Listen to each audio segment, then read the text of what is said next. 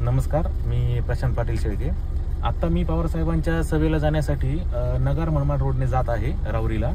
तर राऊरीला जात असताना जेव्हा मी देहरे क्रॉस केलं त्यानंतर तेव्हापासून ते आता मला 1 तास होत आलाय जवळजवळ मी एकाच ठिकाणी थांबलोय।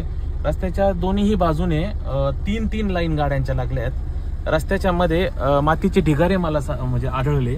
ते आता गर्दी झाल्यानंतर कुठे जेसीबीने ते बाजूला करण्यात आले। तर मला एवढंच म्हणायचं आहे की जे खासदार आहेत तर ते विकासाच्या खूप बड्या बाता मारतात। मी हा विकास केला, मी तो विकास केला। अनेक मुलाखतीमध्ये मला हे देखील ऐकायला भेटलं की तुम्ही माझ्या गाडीत बसा, मी तुम्हाला विकास दाखवतो। तर मला असं म्हणायचं आहे की तुम्ही त्या गाडीत बसून लोकांना किंवा जे पत्रकार असतील त्यांना नगर मनमाड रोडने आणा आणि त्यांना सांगा की हा माझा विकास आहे। हा विकास करत असताना माझे ठेकेदार सुद्धा पळून गेलेत आणि माझ्याने साधा माझ्या घराकडे जाणारा जो रस्ता आहे तो रस्ता सुद्धा माझ्याने करता आला नाही। आणि मी तो खासदार आहे की माझा रस्ता मला करता आला नाही।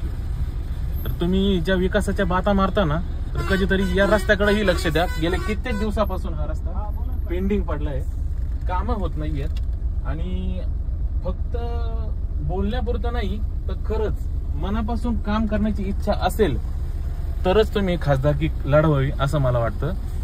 शक्ती प्रदर्शन दाखवून काही होत नाही, तुम्ही तुमच्या कामातून या गोष्टी दाखवा की तुम्ही खासदारकीसाठी किती योग्य आहात म्हणून।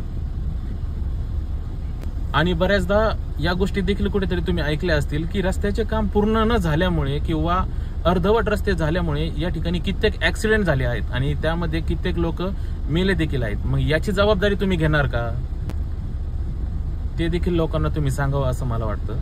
आणि मी हे देखील म्हणेल की तुम्ही 5 वर्ष खासदार होते, तुम्ही 5 वर्ष खासदार असताना तुमच्याच्याने साधा एक नगर मनमाड रोड झाला नाही आणि तुम्ही काय मग विकासाच्या गप्पा मारताय। प्रत्येक वेळेस फक्त मी विकास केला, मी रस्ते केले आणि रस्ते तरी काय केले, फक्त नगरचा उड्डाण पूल आणि नगरचा बायपास। मग नगर मनमाड कोणाचा रस्ता आहे? आणि मला तर असं वाटतं की तुम्ही हेलिकॉप्टरने फिरणारे माणूस आहेत, त्यामुळे तुम्हाला जनसामान्याच्या या ज्या समस्या आहेत या समजणार नाहीत। कारण तुम्ही या रस्त्याने कधी गाडीने गेला असाल असं मला तरी वाटत नाही। कधीतरी लोकांसोबत जनसामान्यांसोबत या रस्त्याने फिरा, परिस्थिती पहा आणि वाटलं मनाला काहीतरी तर या रस्त्याचं काम लवकरात लवकर करण्याचा प्रयत्न करा आणि विचार करा की आपल्याकडे ठेकेदार का टिकत नाहीयेत। तुम्ही म्हणता की मी टक्केवारी घेत नाही, मला पैशाची गरज नाही, माझ्याकडे खूप पैसा आहे। मग तुमचे ठेकेदार का पळाले? तुमचं हे नगर मनमाड रोडचं काम का नाही झालं तेही सांगा।